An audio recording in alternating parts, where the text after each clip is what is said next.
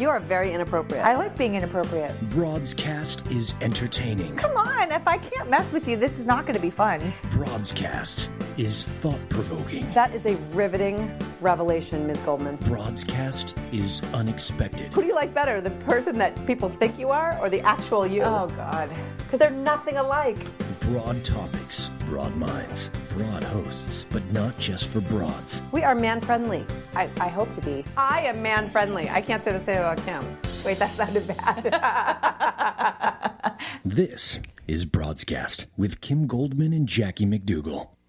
Welcome to BROADScast, everybody. Hi. Hey, Hi. Today on the show, Kim, fearless and free, how smart women pivot and relaunch their careers. We're going to talk to Wendy Sachs. Yes, we are. Yes. Super excited. But before we get into that, our show today is brought to you by Ebates. I love you, babe. Thank you. Guys, it took me forever to get Kim.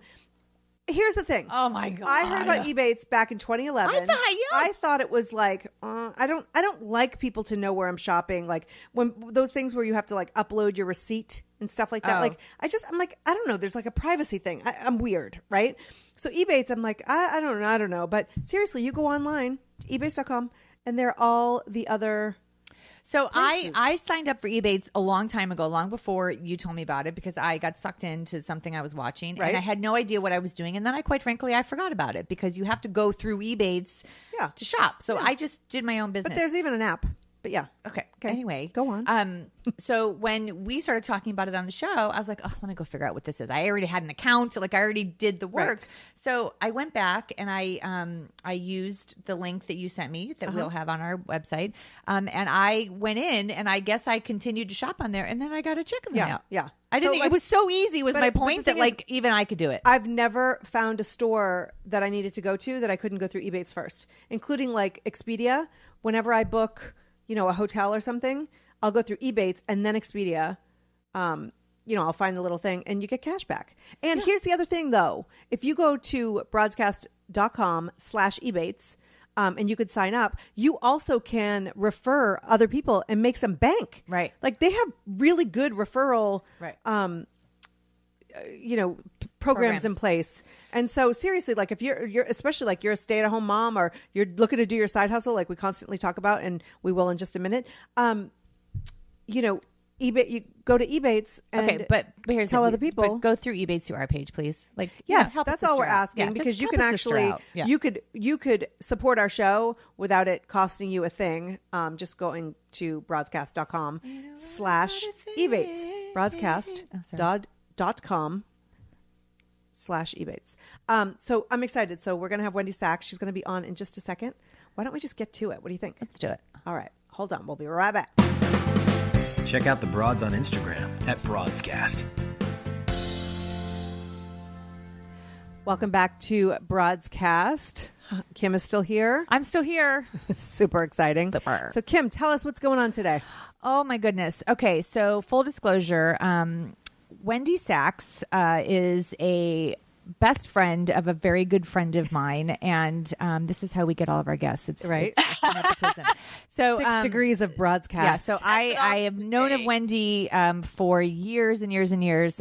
But Wendy Sachs. She is an Emmy award-winning network television producer, former Capitol Hill press secretary, which would be a great show in and of itself. Right. Editor-in-chief of Care.com, which I've used, media relations executive, and the author of her latest book, Fearless and Free: How Smart Women Pivot and Relaunch Their Careers.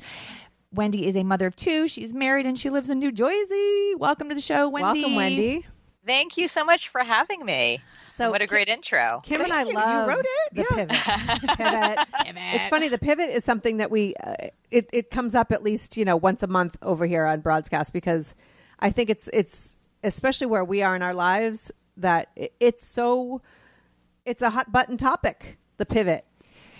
Yeah. So I mean, but before Wendy even wrote that one, you wrote another book that was called "How She Really Does It: Secrets of a Successful Stay at Work Moms," which also comes up with us because we have a lot of mom guilt around here, and I know Wendy, you talked about that in your first book. But how did you manage to like corner the market on the 2 hottest topics?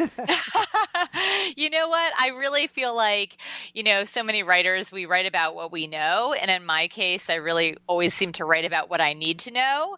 And when my first book came out, How She Really Does It, my kids were really young, and I had left my job as a TV news producer at NBC and was really like struggling with having a new baby and what to do. And so that really led me to writing the book. Like, how do women do this? I have so much guilt and there's so much anxiety and I don't want to hop on a plane to travel anymore. And how am I going to nurse my kid if I'm, on the road? And so because of that, I was like, I'm going to go find some answers and interview those, high powered women who seem to know how to do these things. And so that started that book.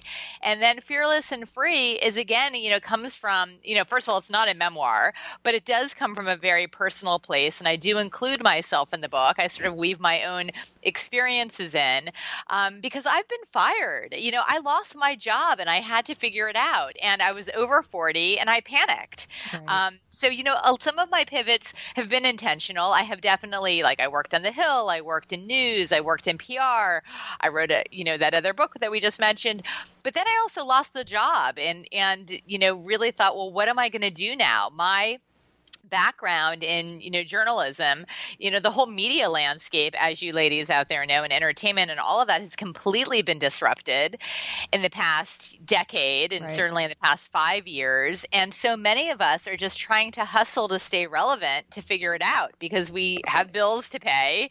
And it's not just these are our passion projects that we want to stay, personally fulfilled, which is, of course, part of it. But the other part of it is, we have braces to put on our children. And, we need to work and we want to work and we want to do something that does give us satisfaction. So the combination of all of that really was the genesis for Fearless and Free. So are you working full time in another job and then you're writing on the side, like at night after the kids are in bed? So that's a great question. I actually did have a full-time job when I sold my book proposal, and then I lost my job very quickly after. And I was totally fired. I was told I had left another job to come to this digital media company, and I was told I was too expensive. My boss was 29 years old, and she said to me, "We're reorganizing, and you're great, and you're smart, and you're creative." And all that, nice stuff. And actually, they didn't say you're fired. They said, we're just separating right now. We're on a break. You're consciously uncoupling. That's exactly right. I was like, okay, this is not a good thing. I am not Gwyneth Paltrow, and I'm not thinking that this is a good idea because, I have my daughter's bat mitzvah in a few months, and I really needed a paycheck. But that's how it was positioned. And it's like in the world of millennials, it was sort of like, you know what? We could, for what you do, we could hire 3 people for you. And sadly, that is just the reality for so many of us, more, and I don't want to sound like, I'm ancient, but for more experienced workers. And when I say experienced, I mean like anyone over 40. We've put in the time and we put in those years and we have awesome experience. But in so many industries, that experience isn't valued anymore. And because content and entertainment and the things that I do have become so cheap to produce, or because they feel that it's so cheap to produce, we're really this is definitely the conundrum that so many of us are in.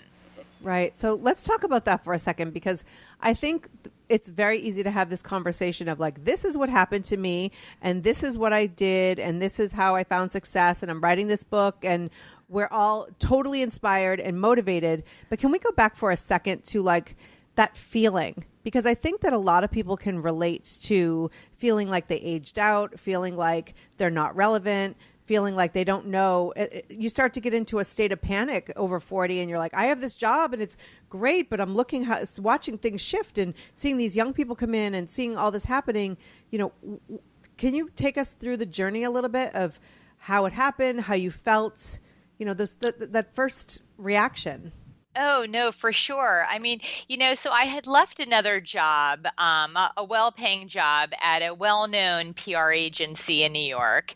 And it was funny because I actually felt like that agency was not, they were sort of more of a dinosaur of an agency. And I have just been wanting to make sure, back to sort of what you were saying, you're wanting to stay in a very relevant place. Like I felt like I needed to be at like a very hot company, one of these like shiny companies out there that's really growing and that's nimble and all those buzzy words, agile and, looking to really expand. And I wanted to grow myself. So I left and I was sort of recruited. It was sort of me leaving and sort of someone bringing me in. And, I could tell pretty much early on that the position that they had put me in was not a great fit. And there were people who just were not, I felt like I was like dead woman walking, for a while. Yeah. And I was working my ass off. I mean, it was over through the summer. I had no summer. I was working and, until like 9:00 at night, really trying to overprove myself. And I didn't feel like I was being valued in the way that I should, but I was, the people I was working with were so much younger. And when I mean so much younger, I mean they were only a few years older than my teenage son.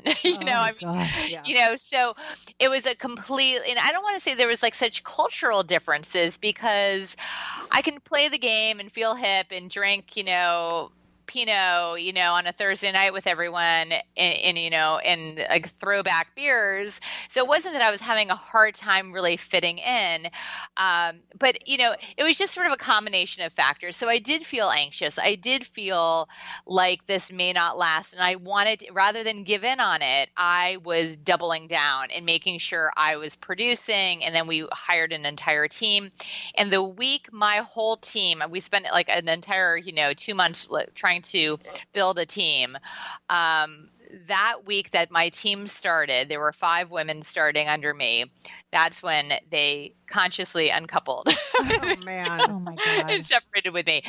And it's really humiliating. I mean, at the end of the day, I had this book deal. They even said to me, message it however you want to. And so it was easy for me to then say, oh, I'm going to go write a book, right. And that was legit.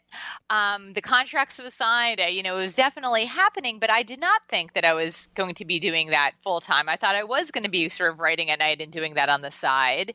And I also felt like, wow, this was this opportunity for me to be at this company that's really growing and thriving. And there were so many people who I really loved and, a lot of smart, talented people. Just because, they're millennials doesn't mean that they're not talented, of course, Right. So I was in this, what I thought was going to be a great environment, and it just really turned the other way.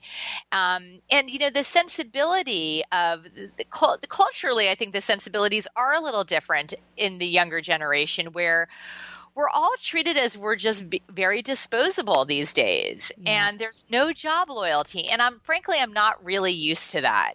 I'm still very much connected. One of my first jobs in New York was working at Dateline NBC, and I'm part of this, Facebook group of former Dateliners. There's several hundred of us. We're all really, really supportive of each other. They're very close friends of mine. I know they would give me recommendations in an instant. And so that is what I'm used to. I'm used to the longevity of relationships from the workplace and this new concept that you're all disposable. It's the gig economy, churning people in and out, burning them out is really, I think a disservice to all of us. It's a sort of a terrible mindset to be in. And I saw that from, people who I was working with, people who are in more senior positions who are just ready to sort of, hire and fire on a dime. And that to me is really unfortunate. But yeah, it was a hard journey. What's interesting is that we're all in our 40s and we're talking about like the generation younger, like, you know what I'm saying? Because I was raised. When the F did that happen? I was raised with, my dad, our parents' generation. It was like you stayed at your job for 50 years. Yeah. I mean, you slid down the dinosaur at the end of the day. Yeah. And so I was raised with that work ethic, that loyalty that you're talking about, Wendy, and that doesn't exist now. And so I'm listening to you talk about, the fact that you were too expensive at that job. And my girlfriend, she's at her company for a long time. She is the biggest line item at her company.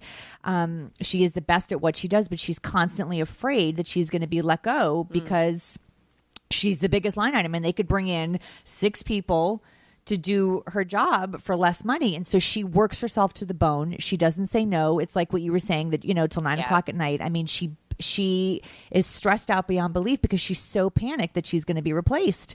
And so at some point, what suffers in that regard? Like, do you feel like you sacrificed something in that situation where you were working to your bone to have no job guarantee? Like what?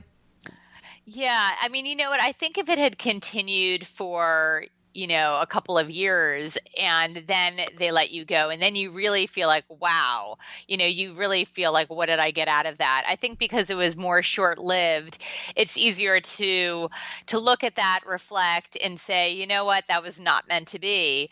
And I gave it my all. Like I didn't want to walk away. And I was actually very conscious of this. I felt like I was dead woman walking, and I was really conscious to always stay positive, to still, to walk out with my head up, to not be bitter.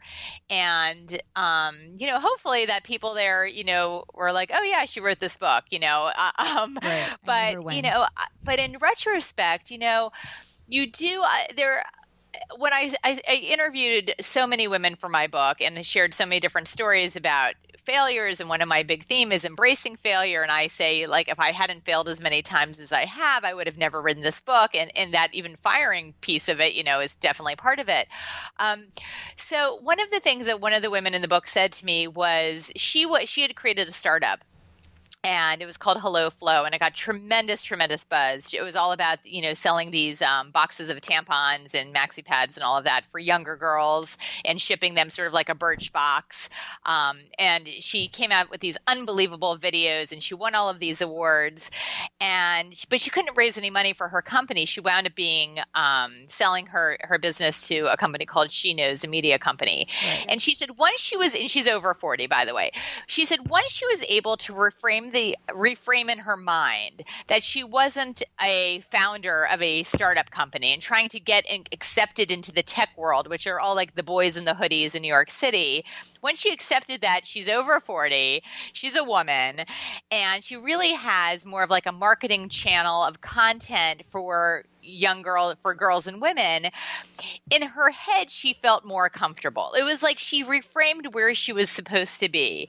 And I think I started thinking that too. Like, maybe I'm not meant to be in these bright and shiny startups of, kids who are under 30 or at digital media companies. Maybe really where I belong is in this content space where I'm talking about women's issues, which feels very authentic to me and to who I am.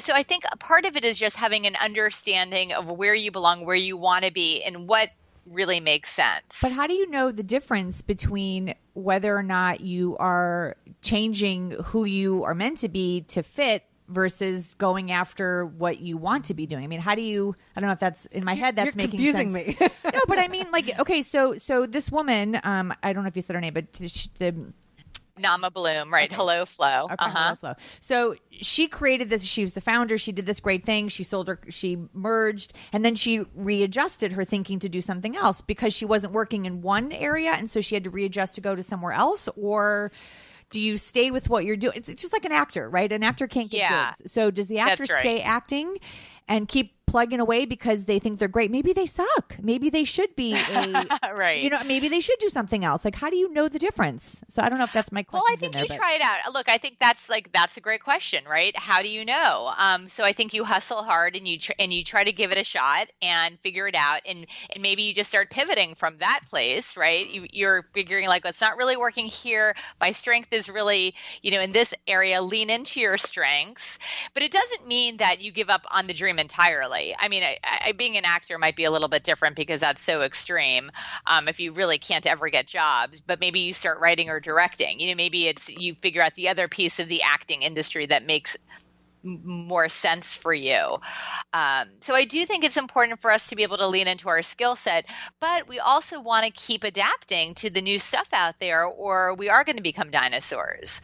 And that's really important. And I think one of the things I talk a lot in my book about is confidence and the confidence gap with women. Yeah. And it's one of the things that really holds us back from taking risks and from having any sort of momentum because we want to get it perfect. We don't want to fail. We don't actually embrace failure. We want to be right. We want to feel good about it. But it's really important to get comfortable in that uncomfortable place, to know that it's not going to be a perfect fit necessarily, or you're not going to feel so great at it at first because it's uncomfortable.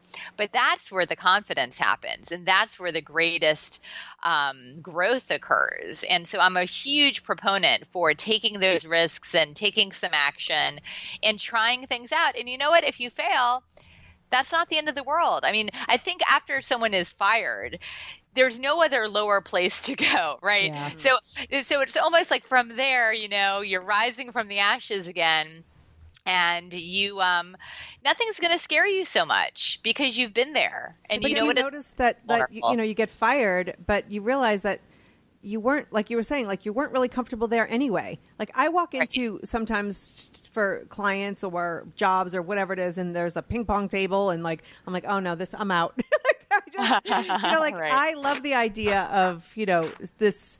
Hey, go down and hang out and get creative by blowing off some steam and have a beer any time of day. But like, I'm not that girl. I don't think I was that girl at 25. But we keep talking about the fact that we're all over 40, right? And that we're aging out, or that the workplace has changed. So we don't always have the choice to walk away from those kinds of jobs if there isn't that many options available to us, because we are too expensive. And not that we're too expensive, but we've earned our value. But if companies are not paying for that because they can get 6 people in for less, right? You don't always have the choice. So Wendy, what do you say to people that are like, we talk a lot. We have a lot of people that come on the show and talk about like, I had bills to pay. I had a house. I had a car. I got laid, whatever it is. This isn't a pivot because you're like, I'm bored. I want to do right. This is a pivot out of necessity, right, and also like mental health. And so like if you go back to, you were working and you were already on board for starting this as a side hustle. Like you weren't like, I'm going to quit my job and I'm going to write a book. Like your plan was to continue working there. So what would be your advice to somebody who's in that, like they feel like they're in this rut, they want to create a life outside of that and do something different, but we feel so stuck with our responsibilities and we don't always have the choice to leave, but we want to. Correct. Right. Right. And I think that's the place that so many of us are in, right? We don't all have the luxury of not working or working part-time or just, teaching yoga because we want to. So my advice, and back to that whole notion of the side hustle, which has become so trendy, just as far as, a very millennial way of thinking, but I actually think it's a really smart way of thinking because it starts keeping your options open, and it lets you explore not just, I don't want to just say your passions, your passion projects, because that always sounds so Pollyanna and idealistic, but maybe you really are thinking about going out on your own, or maybe you want to create a consulting company, or maybe, you really are doing a total 180 and you want to become an interior designer. And, right now you are, working in sales or whatever it may be. If you do take some action and start this project, start this business on your own, set up a website. I mean, just a one-page landing page to get you going, and you start seeing if you're any good at it. Can you monetize this? Is this really something that has some legs that you can eventually expand when you can afford to leave your other job, your day job? But I think everyone should have these side hustles. First of all, it just keeps you engaged and keeps you excited, and almost lets you own something outside of your day-to-day grind. And it gets you to talking to new people and maybe going to conferences or networking events or, making friends on Etsy or whatever it may be, but it exposes you to other ideas, and it keeps your sort of you mentally a little bit more, nimble and excited. And I think it's a healthy thing. Okay, so devil's advocate then. So if I'm the employee and I'm got my side hustles, and this is what I'm doing. I love that she can't say side hustle with a little attitude. I know, and I'm like shaking my booty. That's right. Okay, that's so right. let's pretend that's what I'm doing. So as an employer, what would make me want to continue to invest in you if I know that on the side you're hustling to get out of the company? So when we talk about the fact that there's no loyalty, there's no long-term commitment anymore to companies, like maybe employers are just bracing for that because they know millennials are coming up, always looking It's for like the the next chicken thing. and the egg. Who became But that's disloyal exactly first? right. I mean, look, if you think back Right. to our resumes, we don't have tons of gaps in our resumes because we were taught to stay. Now, Right. when I get resumes, because I hire for my company, it's like 6 months, 4 months, 3 months, year, Right, right. then they went off on a sabbatical, and that's completely encouraged. I love that we can just call unemployment a sabbatical now. But you know what I'm saying? But that's encouraged now. I'm going to start using that language. Right? Totally. I'm gonna get fired. I want a sabbatical. So as an employer, what would make me want to invest in someone that we fully encourage people to do the quote side hustle? Well, I think so. That's a really interesting take on it. Some corporate cultures these days are encouraging those, sabbaticals, meet side hustles, we like you to have a life out of work, and we encourage you to go take time off, and that's a good thing. Other companies don't officially recognize those types of side gigs. So I think it sort of depends on where you're working. If you're really going to advertise that on the side you are, whatever it is that you're doing, writing poetry or performing or whatever, or, building, tables out of, oak or whatever your hobby might be. So I think it sort of all really depends. But yeah, as the employer, I guess you have to be eyes wide open to the fact that people are going to be doing other things on the side. But I think if we're really talking about Gen X employees, we were not trained. We were not raised to be juggling 10 different things. And frankly, so many of us, if you're a mom, you just don't have the time. I mean, it seems like very luxurious to say I'm just going to have a side gig and I'm going to write, when I have extra time, because who really has that extra time? So I don't think it's as, I don't want to say as accepted, but as part of our, the older workforce DNA to be doing these side things. But certainly for the employer, from your position, I'm sure that is a challenge, right? If you know these people are really looking to, are not going to commit, it's hard to really want to fully invest. And I mean, the numbers are pretty shocking. Millennials are going to have 6 jobs by the time they're 30. Oh. So you really are not holding on to these employees for a long time. And what do you, I know this is totally off topic. Well, maybe it's not, but what do you think the reason is? I mean, do you think that it's the instant gratification that people just are job hopping? Video game age? Yeah. Have you, in your experience with talking to all these successful career women, have they been able to shed any insight with why they think that trend is at 6 jobs before the 30? I mean, that's ridiculous. Yeah, no, I think it's just being encouraged. It's the idea that you keep moving and you look for the next best thing. And I think, millennials are also very mission driven. So if they're feeling like they're not being satisfied at work, and I definitely had that among my team. I mean, I had a woman who was 22 years old, and what we were doing to keep her and bending over backwards, it was almost insane. Isn't that funny? At that age, I've worked with people who are like, oh, I'm just not happy. I'm like, oh my God, I was running uphill, literally, bringing sodas to people on a production, at Mount Baldy, with blood dripping out of my nose from the altitude. And oh, you want a Diet Coke and not Coke? I'll run back down the mountain. How are you? How are you even how is being happy even a part of it? Right, that's the same thing you say at college, where we have safe rooms at college for students that are homework is too much for them, so they have quiet rooms. I mean, come on. I mean, we're creating that with give everybody a trophy. Right. I know. Yeah. We're really enabling this whole generation. It's really, it's terrible for all of us. But, and that's what's happening. I mean, we're really catering. And I mean, I had a very talented young woman on my team. And frankly, she knew a lot more than I did about specific elements of the business because she had been there longer than I had. And she was disgruntled. And what the company did for her, just as far as salary and all different types of things, because they want their employees to feel the satisfaction. And only as soon if as they're people under don't, 30.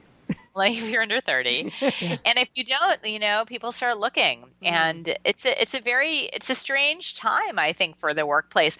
Also, I mean, the numbers of what I'm sure you guys are familiar with, the whole gig economy, the whole freelance economy. It's basically sort of like what's happening with like the Uber drivers and everyone having all of these multiple jobs, which can sound like incredibly exhausting. But something like by the year 2020, a few years away, something like almost half of our workforce is going to be freelancers. I mean, that's just wild. Really? Yeah. It's That's a crazy number. It's wild. That's insane. Yeah. But is that also because you think with like health insurance and politics, and I don't want to get political necessarily, but like companies can't afford necessarily to have full-time employees the way they once did. Yeah, no, for sure. I mean, and I've encountered that too. I was working full time as the director of content at an ad agency as a freelancer, but it was like a real title with business cards and everything. And I mean, they invited me to speak at their big, annual conference, and I was a freelancer. All that meant was they weren't paying me health care. But when that job ended, I also didn't get unemployment insurance because I had been a full-time freelancer. So, it's really, there's so much hype about the gig economy and how great it is. But at the end of the day, I mean, there's also a lot of these studies and articles coming out now on how really it's almost like a slave economy where people are hustling and running 10 jobs just to pay their bills because they don't have health insurance and they don't know when, if the next job is going to come around the corner. So it's about having so many things going on at the same time. Right. It's exhausting. Let's talk for 1 second about like false security, because you just talked about being so high up in that company and being freelance. So I'm a freelancer on the side. I don't know which one's my side hustle, the podcast or the freelancing. But in the past year, I took on another gig, and they forced me to be staff. Right? So they're like, "Oh no, we don't do that. We won't pay through your corporation. You have to be staff." And so I'm like, okay, fine, whatever. So I take that gig and, I work in television. And so just like every other season, May's coming around and I'm out of a job. It's like, right. And I didn't even take the health insurance that they offered me because I knew the nature of the beast. It's like, don't try to fool me with this whole, like, we're going to make you staff and give you all these benefits. Like, I'm not going to set up my life with my husband and 3 kids under your benefits. So you can now in a few months charge me Cobra money, Cobra prices. Like, so do you think that like, I think a lot of people are afraid to take that leap into freelance life or into the side hustle or into this pivot because they need security, but the security is kind of BS too. I know. There just is no security anymore. We are all disposable widgets. There's like just no job security, and we're told, but here's the irony. The workforce wants you to work harder than you've ever worked before. It's so demanding. It's 24/7. You're like giving, your soul, and yet it's not reciprocated. And that is, what's really different. So when, you were talking about, I don't know, is Kim or whoever, you were talking about like your dad who'd worked at a company for like 1,000 years. Yeah.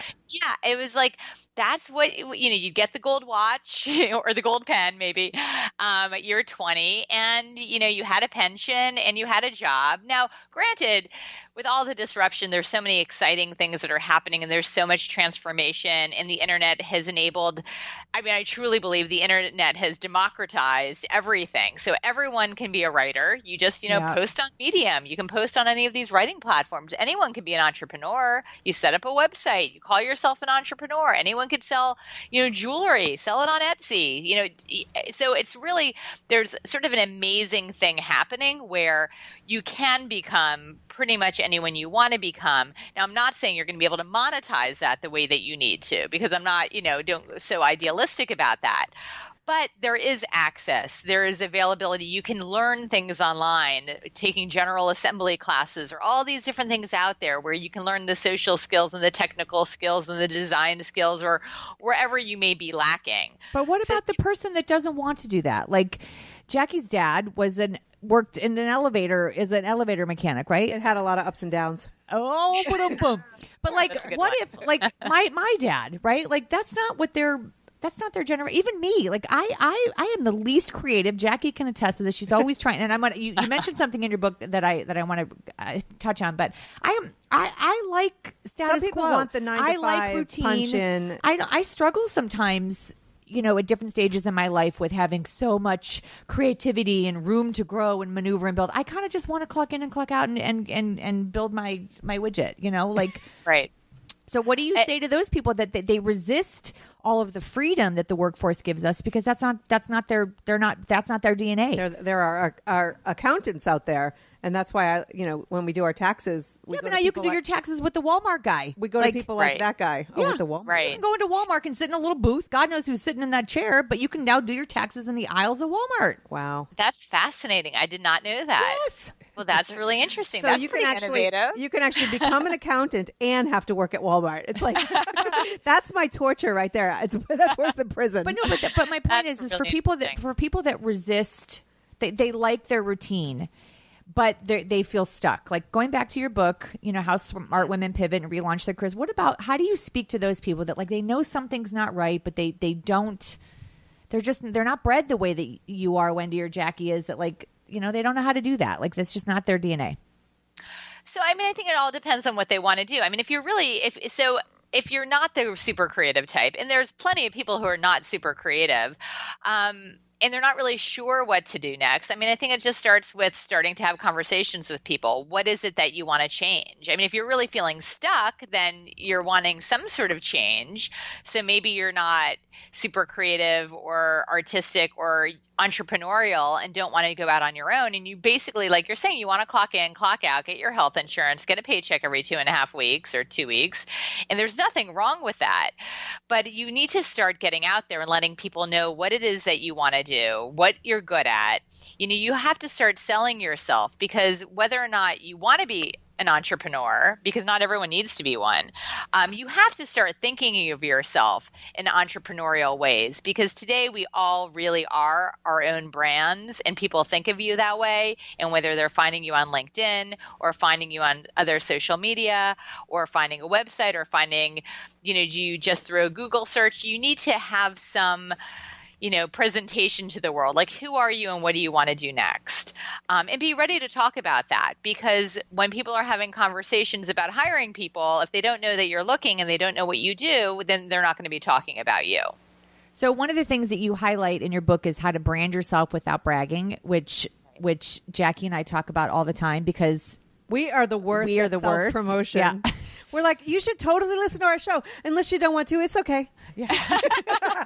That's like such like the female thing to do, right? So that really like rings true to both Jackie and I. Like, can you speak to that a little bit? Like, why? Because you hit on it a little bit before about Well, you hit on it before about confidence. So right. And it's so interesting because this is really, really critical. And again, my book is not a memoir, but all of the themes that I talk about, including this whole branding and boasting and all of that, I personally have lived through. And I was just saying, and I say this almost every day because I feel like I'm on my shameless self-promotion book tour right now, and I'm have to be overly aggressive as I'm promoting my book. And in many ways, I had to get over the squeamishness of that. To constantly be selling is exhausting. And so many of us, this is not just a gender thing, but women really do feel like fraud so much. Like, you show up and you're like, I'm this and I'm all that, and this is why you should listen to me. But really, you're like wanting to be hiding in the bathroom, feeling like that's not really true, and maybe I'm not really good at that, and really second guessing yourself. And where guys will just like walk in the room and own it. And even if it's all bullshit, no one's going to call them on their bullshit. They'll just pretend and it's all okay. So we have really been conditioned as women not to brag about ourselves, right? That it's just like not nice. It's just not polite behavior. Right. And people are not going to like you. And you might come off as bossy and arrogant and abrasive, and it's just not nice. And I really think that we need to get over that and understand that everyone, and you guys have kids too. I'm sure your kids are all on social media. They all have their own brands right now. They covet those brands. They nurture those brands every day on Snapchat and on Instagram and wherever else they may be living online. And they own it. And we need to be able to feel comfortable with telling people what it is that we do and what we do well. And one of the things that I talk about in the book that maybe you'll appreciate, even Kim, because you know Nikki so well. So Nikki is my oldest friend, my closest friend. And she is now also my self-appointed boast bitch. And and I mean, she proudly owns that title. I got this term. I did not invent it on my own. I made it. I stole it from this woman named Jessica Bennett, who's a writer. She writes a lot for the New York Times, and she has a book that came out called The Feminist Fight Club. And she's a millennial, so she's all about the workforce and women in the workforce and all of that. But she talks about this area of bragging and effective ways to get to like amplify your message and to let people know what it is that you do well. And she says that everyone should have a quote unquote boast bitch, and it's more effective. And so that person could be your best friend, like Nikki, or it could be your mother, or it could be your sister, or it could be a colleague. But it's someone else who, one step removed, sort of announces to the world what you're doing. So Nikki has done that for me with my book. Other people, for you guys, can be doing it with your show or whatever it is that you want to promote, because that one step removed, and Nikki and I talk about this all the time. When I post something on Facebook about my book, you know, I'll get a third to half as many likes or responses or comments than when Nikki posts something about me. Yes. Yeah. It's really Jackie's my boast bitch, but we laugh that like our families are like, I don't even think my friends have all read my book. I think Jackie has, but I mean, I've written a couple of books. My family hasn't read my book, my dad, but we can't create content for the people who love us because they're not, if we live our lives expecting them to support and read and comment and share, I will die. No, but I disagree. I disagree with that because I think but you have Fred. Fred's like, are you kidding me? Kim could poop, and he's like, I'm so proud of you, Kim. Tell the world. But beyond that, we have bigger families than that. Like I do have an expectation, and you are very good at this, Jackie. So I'm thanking you. But I think we do have an expectation when we do something great in our life that we do have friends that support us and encourage and boast about us because. Maybe in real life, but I mean, I think, Wendy, you're saying the same thing. Like, you could talk about your book, and it's like crickets sometimes, right? Yes. But right, somebody else does it. So you do have an expectation that the people in your life will help. You have maybe not an expectation, but a hope, a small glimmer of something. So it's effective when other people do that for you, but just even circling back to the how do you do it, because they're not, Nikki's not going to get me a job. She's not going to write my LinkedIn profile. She's not, she's not going to do those things. I mean, maybe if I paid her, but so how do you do that? So I think that with women, we are really good going back to we're really good at supporting our friends, right? We're super connectors. We really do want to help people out. So to get over your own squeamishness about self-promotion, which can feel very uncomfortable. Some of the techniques, and I think that these are very smart ones, and studies show all of these different things when it comes to women negotiating salaries and all of these different things. We're so bad about getting money for ourselves and negotiating. But when you start doing it for someone else, if you are negotiating on behalf of a client, a friend, if you put yourself in that position, all of a sudden, you feel more empowered, more emboldened. You take yourself out of it instead of feeling like, oh, I'm not really worthy of this, or, oh, I can't ask for this, or I'm not all that. Instead, you put yourself in that position and all of a sudden pretend, at least, so you can get over it. And then, that's when you can start pounding your chest a little bit and letting people know this is what I've done and this is who I am. We should start creating promotional, what do you call it? I don't know. Co-ops. Oh. So it's just start promoting each other's or like, hey, I'll go sell your show to a sponsor if you go sell ours. Well, we've talked about this before. I had a job coach a couple years ago when I was wanting to make a shift between my nonprofit stuff, and I sat down and they're like, okay, let's rebuild your resume, and they're like, okay, tell us all your successes. I'm like, I don't know, I kind of ran this business, and I downplayed everything that I did until they started. My homework was I had to list whatever it was. And then they said, and tell me how much money you raised. And I went back and they said, so you're telling me that in the last X amount of years, you've raised $1 million for nonprofit? I'm like, oh, I did that. Put it that way. I mean, it was mind blowing for me to be able to sit down and highlight my successes, because I sloughed it off for so long as just part of my job that I never really highlighted, the good things that I have done. So in one of the comments that you put in what your book hopes to teach is to capitalize on your skills and expand them. And I really learned how to I'm actually really good at doing that. And how can I, bring this to the next level? So did you have people in your book that highlighted how hard it was to find what your good skills were and then to expand, or was it easy for people, or? I think that is always a journey for people. One of my chapters is on failure. And so one of my favorite stories in the book is a woman named Reshma Saujani, who created Girls Who Code, which you've probably heard of because, they're everywhere now. But her story is really, a really fantastic one because it's so real. She applied to Yale Law School 3 times before she got in.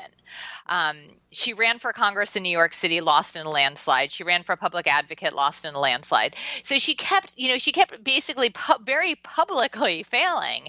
And then, of course, she created Girls Who Code, which she says is like rainbows and unicorns after all of that. It's been amazing. And she's now invited to speak everywhere around the world. And she's so celebrated and on every major kick-ass women's list. But she's experienced all of these other hardships and a couple of miscarriages, so on a very personal level, things have not been so easy. So you do figure out what it is that you're good at. She says, I'll probably never win an elected office. How many more times would I run and fail? Maybe this is not meant to be my path, but she always wanted to do something in public service and giving back. And for her, Girls Who Code has fulfilled that sort of personal mission for her. But by the way, she's not a tech person. She's not a coder. She was a lawyer. So she entered into a space and realized that, hey, and she'll tell you 10 times when you meet her, I'm not a coder. But her point is, no one taught me how to be a candidate. I just figured it out. And no one taught me how to run a nonprofit organization. I figured it out. And I don't code, but that's okay. I know how to get people together, and I figured out how to raise money and do these other things. So she's just, has leaned into those skill sets of hers, but realizes, she doesn't know the things that she doesn't know, and she needs to surround herself with other people who can help her, and she learns. I think the other piece is just to have that growth mindset, to know that, you can acquire new skills. You don't need to be an expert in everything going into a new job or deciding that you're going to do something new. There's a lot of things that you can pick up along the way. As long as you're willing to, and you put in the extra time in your reading. And I feel like everything today you can Google and learn on YouTube, aside from maybe 100%, being an astronaut, right? 100%. But I had a broken garage, and I was like, "Can't you just YouTube a garage door?" And my husband fixed it, and I was like, "See." I think that learning how to parlay a skill set from one area of your life into another is sometimes where people get stuck, because it's just like the parent that's been at home. A great example, my friend's husband was a stay-at-home dad. He aged him, he took himself out of the workforce because he made less money than his wife, stayed at home, and then had a really hard time getting himself back into the workplace because he'd been out for so long and couldn't figure out how to use the skills that he had honed in at home, and whatever it was that he was doing, to then take those skills and apply it to another area of his life. So how do you have any suggestions to how people can I do. Yeah, no. And I think that's very common. Yeah. So I really feel like LinkedIn, and I don't know if you ladies are on it very often, but that is the cheat sheet of all cheat sheets. So first of all, this is my LinkedIn hack.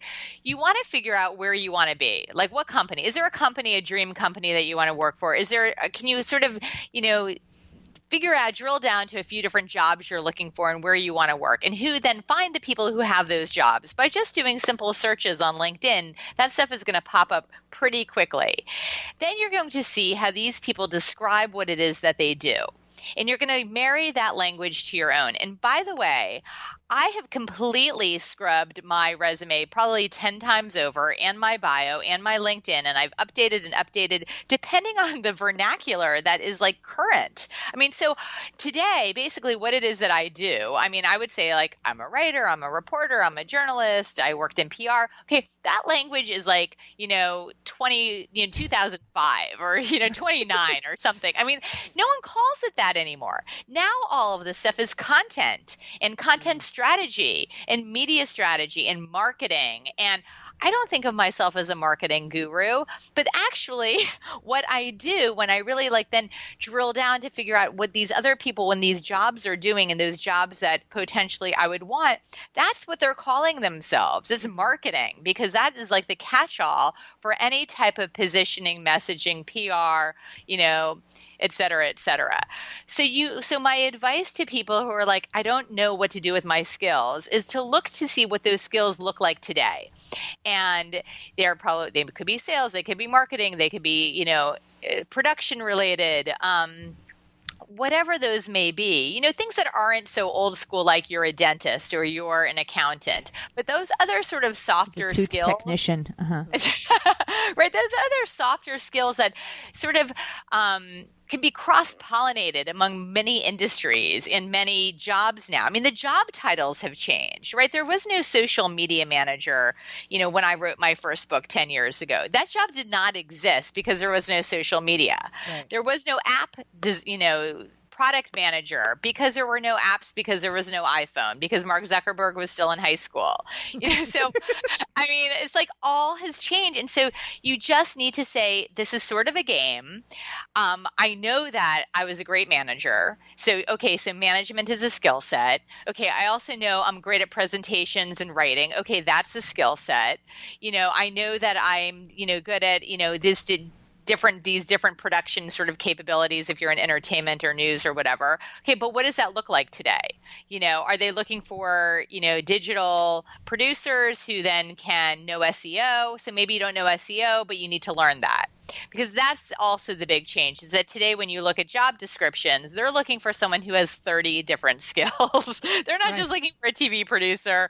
They're looking for someone who's like a social media guru, who can also shoot, who can also edit, who can, tap dance backwards. I mean, they're looking for and for a fraction of what they used to pay all of those jobs individually. Right. That's right.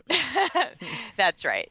So it's a little bit of a game, but you have LinkedIn as your cheat sheet, and you can look to see what people are saying about themselves and try to marry those words. And then when you're applying for jobs, it's the same thing. You should have 5 different resumes, and you just keep tweaking them so your language is matching what that hiring manager is looking for, because everything's done online right now. So they quickly weed out the people who don't have the language for the jobs that they're looking for. Well, what's funny about that is because I'm listening, I'm like, I just want to know, can you type? Can you answer a phone? Can you, right. It's so creative and so, fruity and that sometimes I'm like, I just want to know if you have the basics. Can you carry a conversation? Can you look me in the eye and can you type? Can you do not word, use the word Excel spreadsheet? Like, there's sometimes where it's just too. I feel like I'm my father right now. I mean, I'm get off my lawn. No, because there is a part of me that's like we're bending and I get it. I mean, you're 100% right with what you're saying, but the old school of me is going, oh my gosh, it's too much work. I just want to know the basics. I just want to know if you have the basic skill set to do the job. I don't need all the creative language around it, but this is also probably why I'm still stuck. But Wendy, am I right? Yeah. Let's use Kim. Kim as an example. Jackie always loves. I know, to but use I want to me use Kim as an example for a second. We were just having a conversation. So, there are people out there who have certain experiences in their life, whether they chose them or not, that make them sort of experts. So you have even like stay-at-home moms who there's a mom who's got a child with special needs or with a medical illness or whatever it is. Like, I feel like life gives us circumstances that then kind of also with those come opportunity. And so I was saying to Kim before, it's like, she's got her books, which are amazing, but she also could be doing like smaller ebooks on how to become an advocate, or how to take tragedy and, and grief and work through grief, or whatever it is that she has been through, or that she speaks about in front of thousands of people, or, and to make some money, whether it's passive income or more speaking just, outside of the victims advocacy thing. So do you think that we struggle when it comes to what life may have handed to us or what we may have experienced, and maybe using it to monetize your life?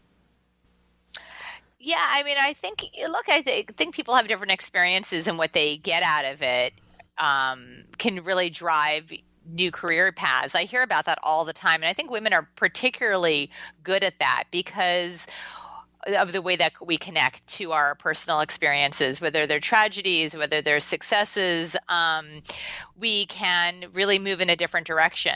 I mean, you're seeing it right now, even when you were just talking about grief. I'm thinking about Sheryl Sandberg's new book, Option B. She's taking the tragedy of the loss of her husband and is creating this whole new area of grief, counseling, and what they should be doing on a corporate level as far as time off. So yeah, I think that happens all of the time. But it takes some motivation. You have to feel really passionate about it and have the energy to do it. And maybe that takes a while, particularly if you're dealing with a tragedy. That you're not necessarily ready to motivate and to move into that direction right away. You probably need to grieve for a while before you figure something out. Absolutely. And I don't think that anybody can just kind of come out of the gate and be like, well, I'm going to, and it doesn't necessarily have to be a monetization, paying job, but sometimes it's just advocacy. Sometimes it's just an ability to help other people. And I think it always goes back to what we're looking for in career or in life is purpose. Well, but yes. But I think, yeah. Listen, so in my everyday life, I run, nonprofit that works with teenagers, right? And so helping kids through difficult times. And one of the things that adults will always say, well, you just need to talk to your kids. You just need to talk to them. Well, it comes down to people don't know how to talk to them. So we need to teach them. So when we're having conversations about pivoting and side hustle and all these other things, sometimes people are just stuck not knowing what that looks like. They like when you're saying to me, like, can Kim just do these things? Sometimes I just don't know how. Like, I don't know. So I think. Well, I think that How to 10 Ways to Talk to Your Kids is your first book. Yeah, but okay, God. So sometimes people are just stuck. Like they don't know how to have those conversations. They don't have a networking group. They don't have a boasting bitch in their life that can help them kind of identify. I mean, do you have any suggestions, Wendy, as to how people, like, they don't have confidence, they don't have somebody that would encourage them to get out of that place? Like, how did you get from there to here? Like, what if you don't have that network in your life? So first of all, you have to try to find someone. So you have to find some group. If that group doesn't exist right now, try to make that happen for you. It really, truly is important to have at least one person in your life who's pushing you along. And then as far as growing confidence, it really does come down to just taking some risks. And what's risky for one person is not at all risky for someone else. So it's those small little baby steps. Like today, I'm going to start my resume and I'm going to go online, and there's all these great, platforms now for women like Apray or Landit, different platforms to go on that it's going to help me get started. And I'm going to, by Friday, I'm going to have a resume, and then I'm going to make a phone call to this career counselor, which also, I can find on Landit very easily. So you have sort of a program for yourself, and you create a little bit of discipline around it to start moving in that direction. And, the more you do, the faster that confidence is going to build. And then you're going to feel more comfortable also talking to people and saying, hey, this is what I'm trying next. This is what I'm looking to do. But you have to start moving. I mean, you just have to take some action. That's at the end of the day, that's what it comes down to. And what that action is again, different for everyone. Well, you got to move forward. So Wendy, I'll be your boasting bitch for 1 second. So, your second book, Fearless and Free: How Smart Women Pivot and Relaunch Their Careers. You kind of made like a little bit of a splash in a magazine that's owned by Oprah. Yes. Yeah. Yes, so I'm going to read it because it's pretty awesome. So a seasoned media professional offers pithy, invaluable guidance to women stymied in the workplace with pointers on how to turn self-rebuke into empowerment and liberate the entrepreneur within. I mean, that's a pretty goddamn doggone I mean, it says good. pithy and stymied. Yeah. She had lots of words in there I'm going to have to look up. I mean, that was pretty amazing. But also like Thank you. Forbes.com. Forbes, and then what's up with Hillary? What's going on with Hillary Clinton and you? Great. I'm looking at her letter right now, hanging on my wall. So what? I need to go tell frame us about that. So Hillary is in my book. Of course, I expected the election to go a different way, but I write about Hillary. I write about her being, the ultimate pivoter from first lady to running for president. And I also talk about the double bind she faced as a woman in leadership and, just how she was scrutinized as she was running for office. Anyhow, so I had the book and I knew I wanted to send it to her. And I couldn't think about the right inscription. I just felt like whatever I wanted to say wasn't elegant enough or smart enough. So that book sat on my desk for, 6 weeks or so. And I finally sent it out to her a couple of weeks ago. And I did write, a very heartfelt inscription and let her know where she is in the book. And I think I put some Post-its in just so she could find it easily. And I ripped open this letter. I didn't even know it was coming from her. To me, it almost looked like something like, I don't know, from Bloomingdale's or something. It had a random New York City address on it, coming probably from an office or something of hers. And she wrote me a very, very beautiful letter that made me cry because it was just great. She clearly had read what I wrote to her. She thanked me for including her in the book and that she was the case study as a pivoter. And it really, it really didn't just make my day, like made my week, it made my month. It was just, It was really felt great. So I can steal that image from Nikki's Facebook because that's how I knew. I'm like, oh, look at it. That's so awesome. Yeah. I mean, it just goes to show you what you're doing. It can affect women and men, all over the place. From, somebody who's working a 9 to 5 who maybe wants to make a change to, a woman who is running for president. You know what I mean? I think it's universal. I think some of the things that we go through, no matter what your background is, how much money you make, or it's just we all feel it. So I think that your book hit a target. It hit a chord, struck a chord. Thank you. Well, thank you so much. We loved having you, Wendy. You really speak to so many of the women and listeners that we have, and this comes up a lot. Yes. So I appreciate you. I mean, Jackie's taking copious notes, and we're both like, "Oh my God, what is this?" So we may ask just from follow up just to make sure that we get it correctly, but we like to give our listeners, takeaways and some advice, and so you were a wealth of that. So thank you, and Mazel Tov to your daughter's bat mitzvah coming up. I just had my son, so I know what an undertaking that is. Oh yeah. Yeah. And all of the links to your book and to everywhere to find you, we'll put it on BROADScast.com. WendySachs.com. Yes. And then we have all of your links we'll put up there too. Awesome. Fantastic. Thank Wendy, you, ladies. thank I you so so enjoyed much. this. Thank you so much. Have a great day. Take care. Bye-bye. You too. Bye-bye. So I get so inspired. You see that I start to do that wiggle, and you probably look at me like, does she have to go pee?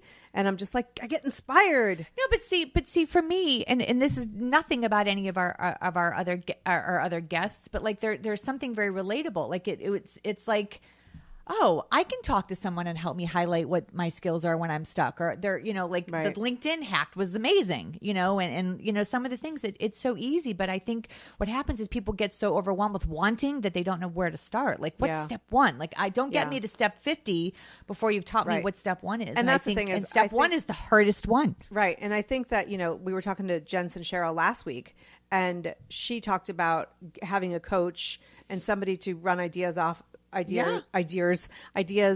of and or even just like a mastermind or a friend or something, because like we need permission, and that's what I'm realizing lately is that like many people have so many skills, and especially, I see you and everything that you're doing every day, and you don't necessarily receive what you could be receiving in life. You kind of give it away, and you're like, and I think that we all question like how worthy we are. Well, I part of it, and I appreciate that, but I think, this is my own story that I play for myself.